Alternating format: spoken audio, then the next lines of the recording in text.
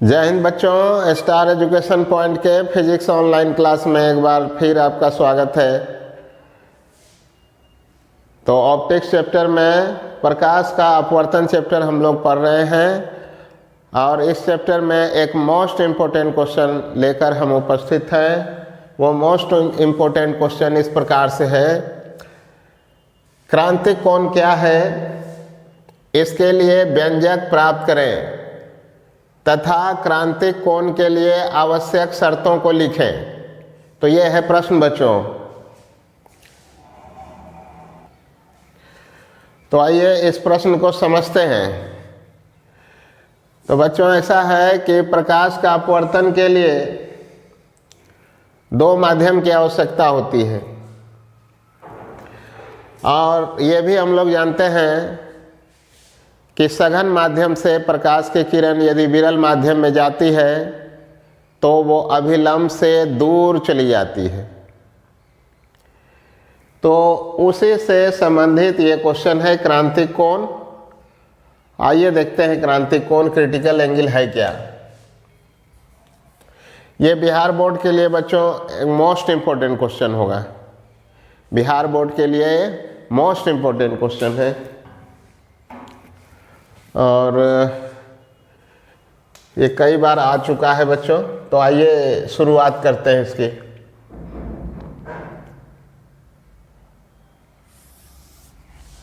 मान लिया कि ये अपवर्तक सतह है।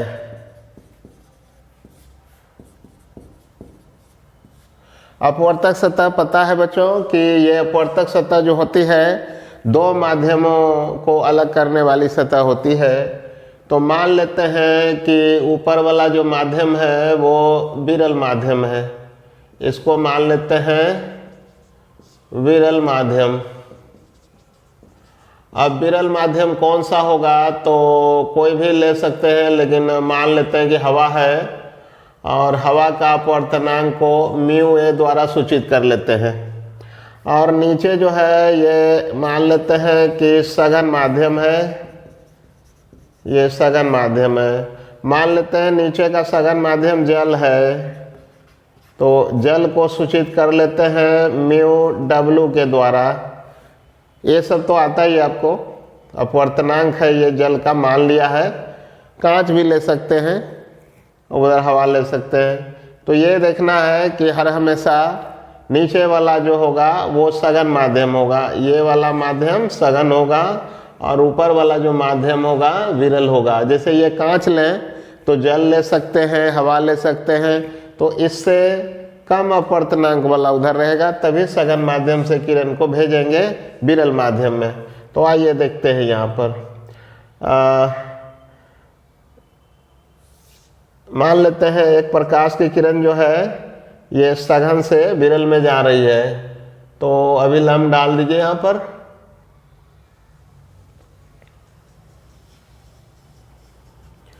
तो बच्चों ये अभिलंब डाल दिया तो निश्चित तौर पर यह अभिलंब से क्या होगा, दूर भाग जाएगा। इसका नाम दे देते हैं अभिलंब। और ये तो बच्चों हो गया आपतित किरण, आपतित किरण। और अभिलंब के साथ जो कोण बनाएगा इसको क्या बोलेंगे, आपतन कोण। ठीक है। और अभिलंब से ये क्या होगा, ये दूर विचलित हो जाएगा बच्चों। ठीक, तो ये अपवर्तित किरण हो गया, ये अपवर्तित किरण हो गया बच्चों। ठीक।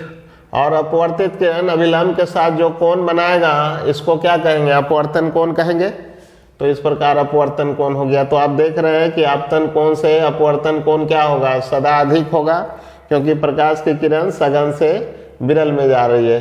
अब आपके मन में यह ख्याल आ रहा होगा कि यदि सर आपतन कोण का मान और बढ़ा दें तो निश्चित तौर पर इसका विचलन और भी ज़्यादा हो जाएगा, ठीक ना।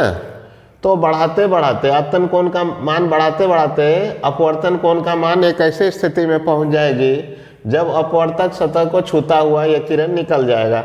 जैसे देखिए उदाहरण के लिए मान लिया कि ये किरण जो है हम लोग ले रहे हैं, यहाँ पर एक दूसरी किरण ले रहे हैं, ठीक ना। और ऐसा होने पर ये अभिलंब से इतना दूर भाग जाता है कि ये सतह को छूता हुआ क्या होता है, निकल जाता है, ठीक ना। तो बताइए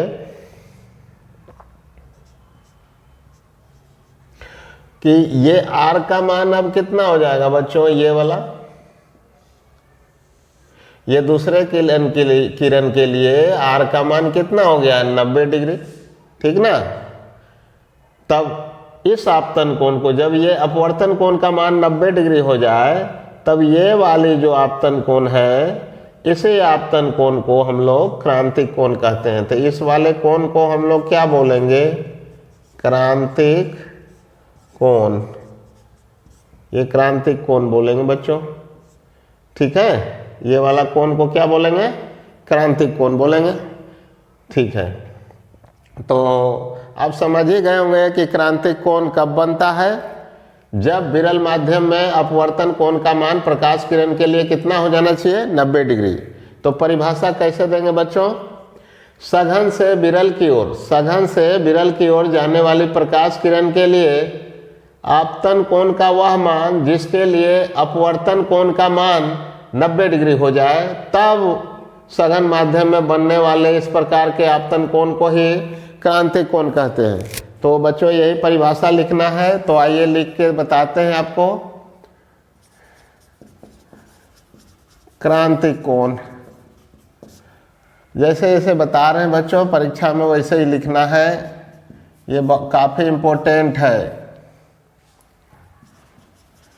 क्रिटिकल एंगल बच्चों, इसको IC से या कभी कभी C द्वारा भी सूचित करते हैं।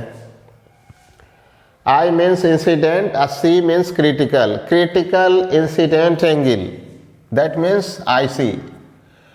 कुछ किताबों में केवल C के द्वारा भी सूचित कर लेता है, तो कोई हर्ज नहीं है, कोई भी सिंबल का इस्तेमाल कर सकते हैं। आइए परिभाषा बताते हैं। परिभाषा बच्चों लिखते हैं कि सघन माध्यम से विरल माध्यम की ओर जाने वाली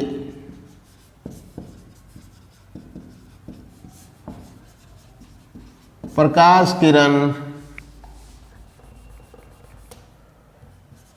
के लिए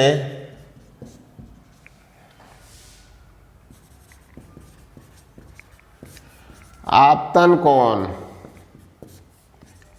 का वह मान जिसके लिए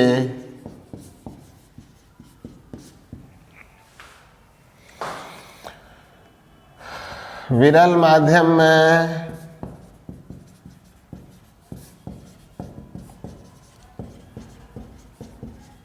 अपवर्तन कोण का मान 90 डिग्री हो जाए, तो सघन माध्यम में बनने वाले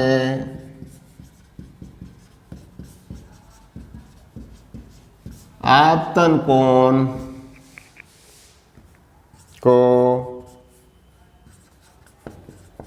क्रांतिक कोण कहा जाता है।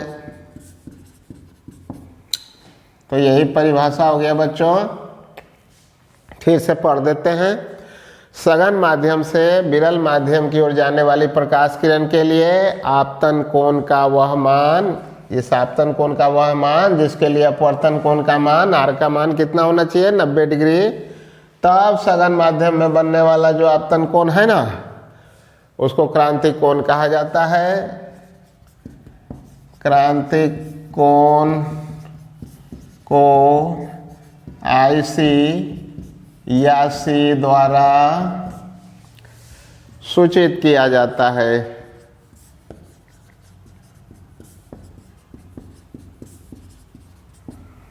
ठीक है बच्चों, तो इतना परिभाषा तो लिख दिया गया है। ठीक, परिभाषा के बाद कह रहा है कि क्रांतिक कोण का व्यंजक प्राप्त करें। तो आइए देखते हैं कैसे हम लोग कर सकते हैं। तो पहले दोनों माध्यमों का अपवर्तनांक मान लेते हैं। तो माना विरल माध्यम, विरल माध्यम तो हवा को मान लिए हैं, तो चलिए यहाँ लिख देते हैं ब्रैकेट में हवा। विरल माध्यम का अपवर्तनांक बराबर म्यू ए। सघन माध्यम का अपवर्तनांक, तो सघन माध्यम कौन सा था बच्चों, वो भी लिख ही दिया जाए तो ठीक रहेगा। जो लिए हैं सघन माध्यम मतलब जल ले लिए हैं, तो जल का अपवर्तनांक बराबर म्यू डब्लू, ऐसा ले लिया। इसलिए विरल माध्यम के सापेक्ष सघन माध्यम का अपवर्तनांक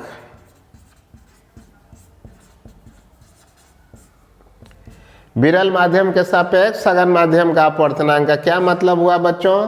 विरल माध्यम माने हवा, सघन माध्यम माने जल, माने हवा की अपेक्षा जल का अपवर्तनांक। कैसे? जिसको अपेक्षा लिखते हैं बाएं और जिसका होता है उसको दाएं। तो ए म्यू डब्लू इस प्रकार से लिख देंगे बच्चों, ठीक है। तो ये सब तो बता ही दिया है कि कैसे लिखा जाता है अपेक्षिक अपवर्तनांक को। अब चलिए शुरू करते हैं। अब क्या शुरू करेंगे? तो स्नेल का नियम लगाएंगे। चूँकि अपवर्तन हुआ है इसलिए स्नेल का नियम तो लगेगा ही। अब सवाल है कि स्नेल का नियम कैसे लगाएंगे? प्रकाश की किरण तो सघन से विरल में जा रही है, तो सघन से विरल में जाने वाली प्रकाश किरण के लिए तो हमने बतलाया था कि सघन माध्यम का अपवर्तनांक साइन आर बाय साइन आई होता है। लेकिन यदि वो भी याद ना हो तो एक और ट्रिक बतलाया था आपको। क्या बतलाया था? कि जिधर का अपवर्तनांक उधर के ही कोण के ज्या से गुना करना है। इधर का अपवर्तनांक तो इधर के कोण के ज्या से गुना करना है। बतलाया था ना, कहा था कि ब्रह्मास्त्र सूत्र है, ऐसा करने से गलती नहीं होती है। तो उसी सूत्र को हम लोग लेके यहाँ पर चलेंगे। तो चित्र में स्नेल के नियम से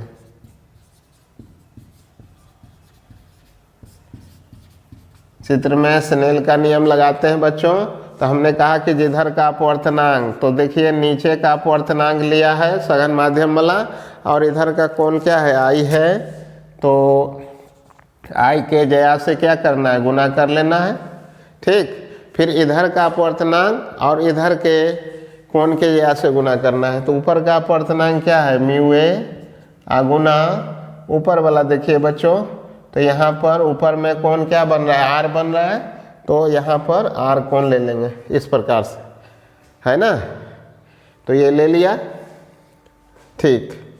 लेकिन आप जानते हैं बच्चों कि यहाँ पर आई का मान आई सी तभी होता है जब आर का मान क्या हो जाता है? 90 डिग्री हो जाती है।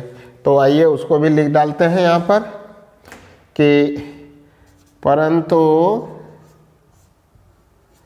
आर बराबर हो जाए 90 डिग्री, तो वैसन आपतन कोण आई को क्या कहते हैं? क्रांतिक कोण बच्चों, ये वाला आई सी, ठीक ना। अतः ऊपर वाला समीकरण कैसा हो जाएगा? म्यू डब्लू तो लिख ही डालते हैं, और साइन आई के बदले क्या लिखेंगे बच्चों? आई के बदले लिख देंगे आई सी बराबर हो जाएगा म्यू ए गुना साइन आर है। तो साइन लिखा, आर कितना हो गया यहाँ पर देखिए तो 90 डिग्री हो गया है, ठीक ना। तो साइन 90 तो 1 होता है, आप सबको पता है।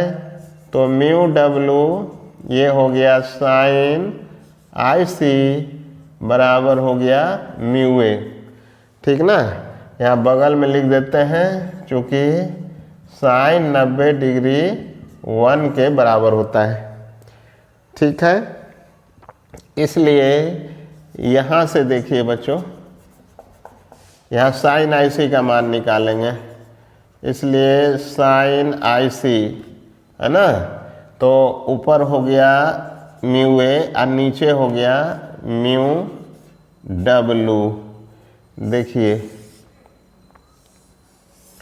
इसको समीकरण नंबर 1 मान लेते हैं। तो बच्चों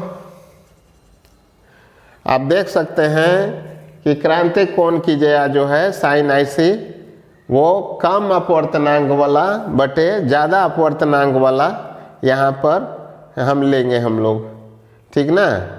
तो क्रांतिक कोण की जया साइन आई सी बराबर कम वाला बटे ज़्यादा वाला, कम वाला बटे ज़्यादा वाला, ज़्यादा बटे कम नहीं, कम वाला बटे अधिक वाला, ऐसा लेना है बच्चों। इस सूत्र को और भी अलग अलग तरीके से लिख सकते हैं, आइए सीखते हैं। तो इसलिए केवल क्रांतिक कोण यदि लेना है बच्चों, केवल क्रांतिक कोण, आइए देखते हैं इसको। इसलिए क्रांतिक कोण, ठीक ना, केवल आईसी लिखना है तो साइन इधर आ जाएगा और हो जाएगा साइन इनवर्स, ठीक है। और ये म्यू ए बाई क्या हो जाएगा, म्यू डब्लू, इस प्रकार से भी। तो ये भी एक सूत्र हो जाएगा। ये न्यूमेरिकल बनाने में ये दोनों सूत्र इस्तेमाल किया जा सकता है, ठीक है। तो ऐसा लिख सकते हैं, ठीक है। इसके अलावा बच्चों और भी इसको लिख सकते हैं। देखिए यहाँ पर, यहाँ से आई सी बराबर साइन इनवर्स, ध्यान दीजिएगा ये 1 बटे म्यू डब्लू अब बटे म्यू ए, ऐसा भी लिख सकते हैं। आप लोग मैथ के विद्वान आदमी हैं, ठीक ना।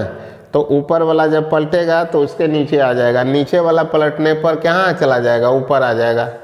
चलिए तो यहाँ पर आई सी बराबर साइन इनवर्स और 1 बटे, हमने बतलाया था बच्चों कि जो ऊपर रहता है, जो ऊपर रहता है उसको दाएं लिखते हैं, जो नीचे रहता है उसको कहाँ लिखते हैं, बाएं लिखते हैं। तो इस प्रकार से इस सूत्र को लिखा जा सकता है।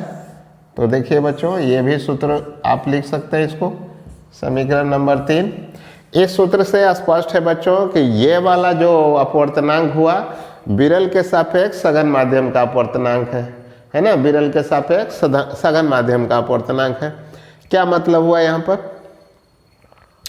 कि यदि अपवर्तनांक अधिक हो तो क्रांतिक कोण क्या होगा, कम होगा। अपवर्तनांक अधिक हो तो क्रांतिक कोण क्या होगा, कम हो जाएगा बच्चों। तो इस प्रकार से आप लिख सकते हैं, ठीक है। या सीधा करके लिख सकते हैं साइन आई सी बराबर 1 बटे म्यू डब्लू ए। तो देखिए सूत्र तो एक ही है, तरीका अलग अलग है लिखने का। सूत्र तो सेम है लेकिन इतना 4 तरीके से लिख रहे हैं इसको। तो जहाँ जौन सा व्यंजक का इस्तेमाल करना होगा हम लोग कर लेंगे, ठीक है। तो आपने यहाँ पर सीखा है बच्चों कि यदि अपवर्तनांक अधिक हो तो क्रांतिक कोण कम होगा, क्योंकि क्रांतिक कोण और अपवर्तनांक दोनों एक दूसरे के क्या है, व्युत्क्रमानुपाती, उल्टा है, एक ऊपर है एक नीचे है ना। तो इससे संबंधित कुछ क्वेश्चन भी पूछ देता है बच्चों। क्या पूछ देता है, देखिए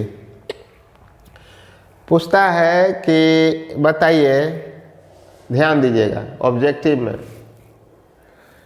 कि पूछता है कि देखिए श्वेत प्रकाश में 7 रंगों वाली किरणें होती है, बैगनी या पीनाला, ठीक ना। तो कहता है बैगनी रंग के लिए क्रांतिक कोण अधिक होगा या लाल रंग के लिए अधिक होगा, और किसका कम होगा किसका अधिक होगा बताइए। ऑब्जेक्टिव में ये बराबर पूछता है बच्चों। तो क्या करें, लिख ही देते हैं यहाँ पर, इसको नोट में लिख देते हैं, अच्छा रहेगा ऑब्जेक्टिव के लिए। आपको मालूम है बच्चों कि बैगनी रंग का अपवर्तन ज़्यादा होता है, क्योंकि बैगनी रंग के किरण के लिए किसी भी माध्यम का अपवर्तनांक अधिक होता है। बैगनी रंग ज़्यादा विचलित होती है। प्रिज्म में भी देखा होगा, वर्ण विक्षेपण में बैगनी रंग जो है आधार की ओर सबसे ज़्यादा विचलित होती है और लाल रंग सबसे कम विचलित होती है। तो लाल रंग के लिए अपवर्तनांक कांच का जो है बैगनी से क्या होगा, कम ही होगा, है ना। तो लाल रंग का अपवर्तनांक कम होगा तो क्रांतिक कोण लाल रंग के लिए ज़्यादा होगा। तो लिख देते हैं कि लाल रंग के लिए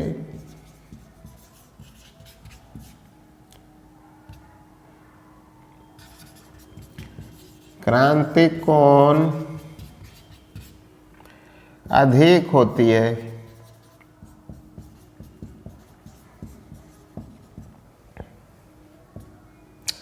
जबकि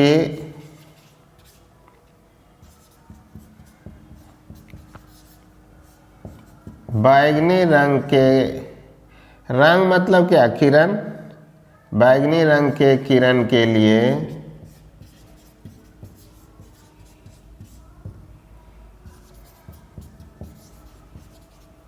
क्रांतिक कोण IC का मान कम होता है।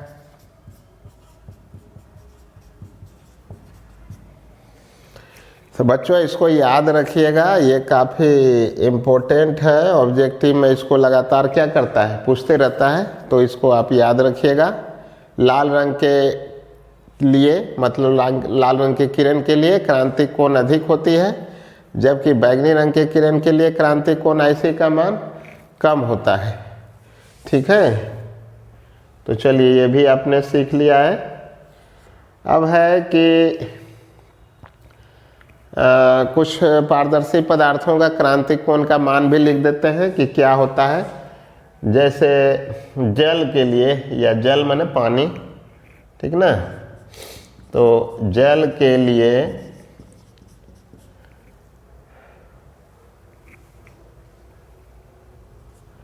IC का मान जो है बच्चों, जल के लिए IC का मान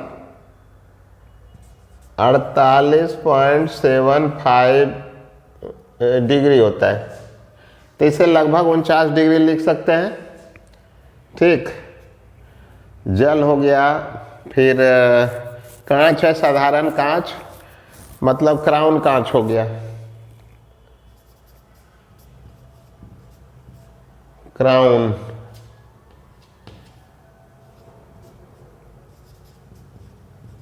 क्राउन कांच के लिए IC का मान जो है इसका कम होता है, मतलब इससे 41.14 डिग्री, माने लगभग कह सकते हैं कि 42 डिग्री तक होता है। एक और कांच है फ्लिंट कांच।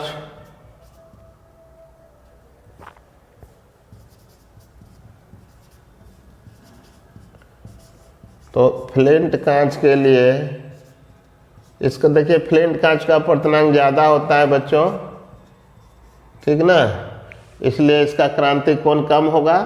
क्योंकि यहाँ पर पढ़े हम लोग कि ज़्यादा अपवर्तनांक क्रांतिक कोण क्या होता है, कम होता है। वो हीरा का देख लेते हैं। हीरा के लिए, हीरा के लिए जो IC है बच्चों, ये 24.42 ये डिग्री के लगभग ये होता है।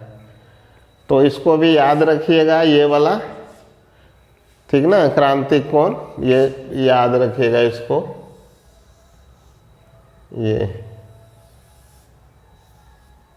ठीक, तो इतना सा जवाब हो गया बच्चों। अब कहता है कि क्रांतिक कोण के लिए आवश्यक शर्त लिखें।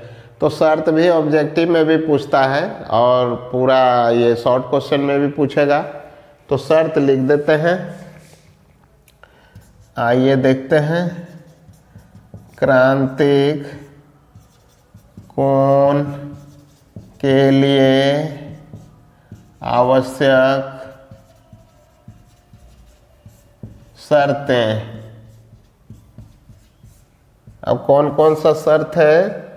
तो पहला शर्त है बच्चों, देखिए पहला शर्त क्या है, क्रांतिक कोण तभी बनेगा जब प्रकाश की किरण सघन से विरल में जाएगी तब न दूर भागेगा जी, और विरल से सघन में जाएगा तब तो फिर नहीं होगा, तो क्रांतिक कोण नहीं बनेगा तब। तो पहला शर्त क्या हुआ कि प्रकाश की किरण को सघन से विरल में जानी चाहिए। आइए लिखते हैं, प्रकाश की किरण को सघन से विरल की ओर जानी चाहिए। तो ये हुआ बच्चों पहला शर्त, प्रकाश की किरण को सघन से विरल की ओर जानी चाहिए। दूसरा शर्त याद रखेंगे कि सघन माध्यम में जो आपतन कोण है उसके संगत विरल माध्यम में अपवर्तन कोण का मान 90 डिग्री होना चाहिए। तो ऐसे लिखेंगे, सघन माध्यम के अपवर्तन कोण के संगत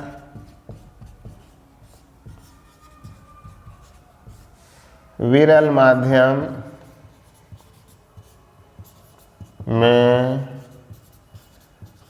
अपवर्तन कोण माने आर, कोण का मान 90 डिग्री होनी चाहिए।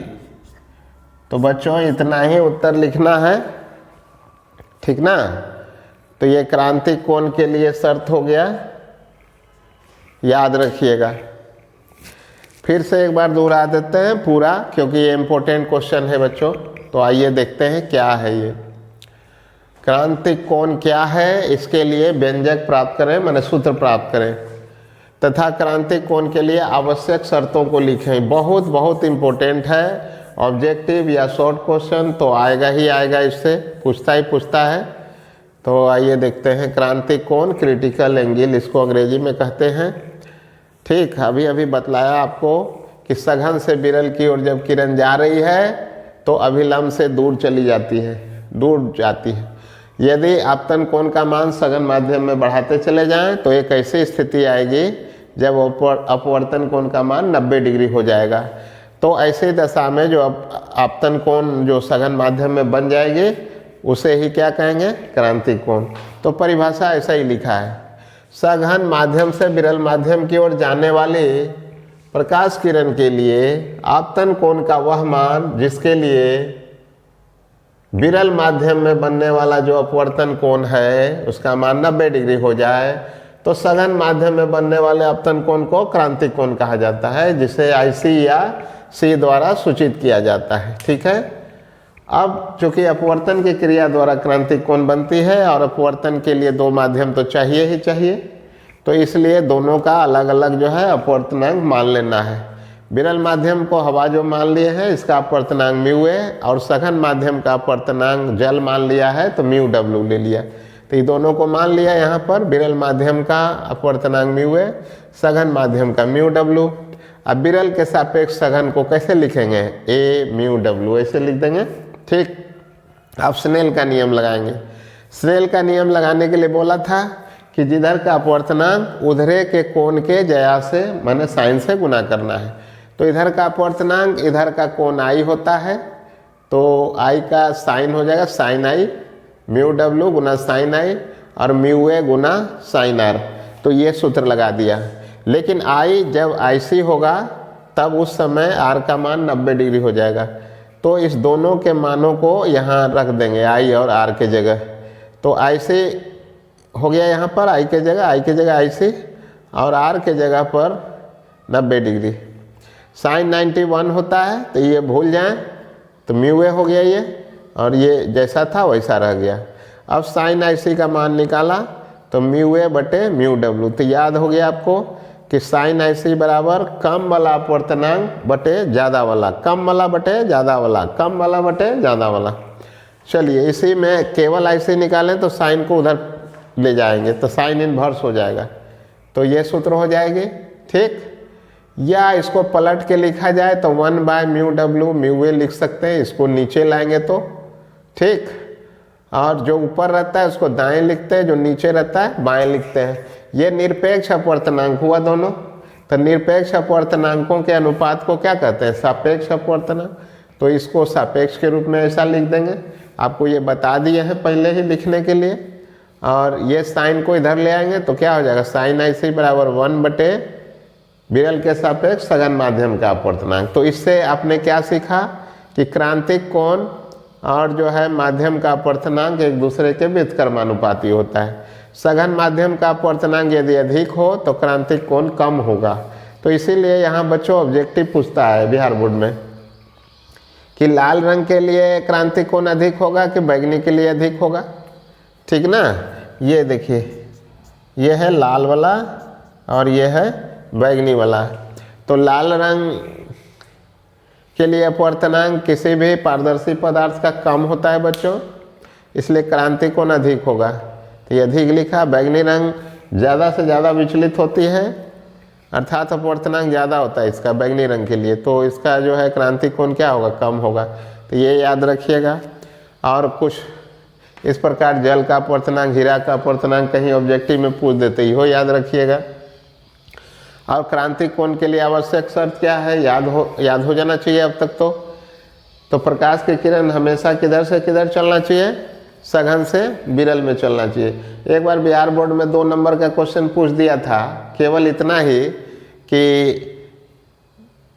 हवा से एक प्रकाश की किरण को ले गया और कांच में ले जा रहा था। किधर से किधर ले जा रहा था? हवा से कांच में, माने विरल से सघन में। पूछ दिया कि क्रांतिक कोण का मान बताइए। अब कितना बच्चा छोड़ के चला आया, उसको समझ ही नहीं आया कि क्रांतिक कोण क्या होगा, गलत सलत जो है उत्तर दे के आ गया। अरे भाई, इसका तो शर्त है क्रांतिक कोण का कि प्रकाश के किरण किधर से किधर जाना चाहिए? सघन से विरल, तभी ना होगा। तो ये तो देखना पड़ेगा ना प्रश्न में कि प्रकाश की किरण सघन से विरल जा रही है कि नहीं जा रही है। तो यही शर्त हो गया बच्चों कि प्रकाश की किरण को सघन से विरल की ओर जानी चाहिए। ठीक है। और दूसरा शर्त हो गया कि सघन माध्यम में जो आपतन कोण है इसके संगत अपवर्तन कोण का मान 90 डिग्री हो जाना चाहिए। तो इस प्रकार से बच्चों हमने रिपीट किया है। आपको आशा है कि आपको समझ में आ गया होगा बच्चों। ठीक ना, तो इसको प्रैक्टिस कीजिएगा।